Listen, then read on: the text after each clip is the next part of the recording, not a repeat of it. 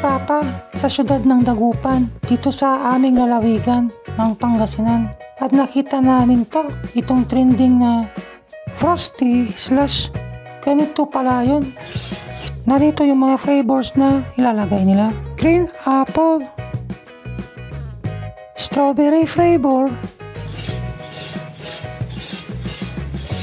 lychee, blueberry, blue lemonade, at Four Seasons. Dalawang soft drinks lang ang mapagpipilian nyo, Mirinda at Mountain Dew. O ayan, bali bibilhan ako ni Papa ng isa para matikman ko daw.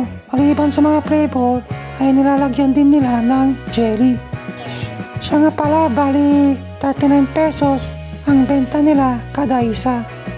Kaya kung gusto nyo bumili din nitong Frosty Slush ay pumunta lang kayo dito sa may Galvan Street sa siyudad ng Dagupan. Madali lang itong hanapin. Malapit lang to sa may CSI Market Square at Malingas Market.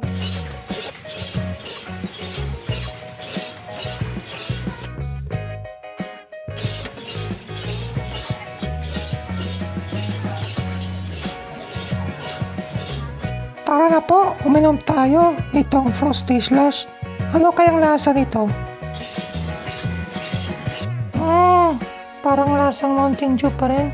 Yun nga lang, may pagkaasim kasi nilagyan ng flavor na green apple. Pero okay na rin, matamis na rin kahit paano at malamig. O ano na po, bari magpapaalam na ako. Bari pinakita ko lang itong nabili naming Frosty Slush ni Papa. Gaya ng dati, huwag niyong kalimutang paki-like at paki-subscribe ang aming channel. Paki-follow nyo na rin po ang aming Facebook page, the same channel. Okay? Salamat! Paalam na po! Mahal namin kayo ni Papa!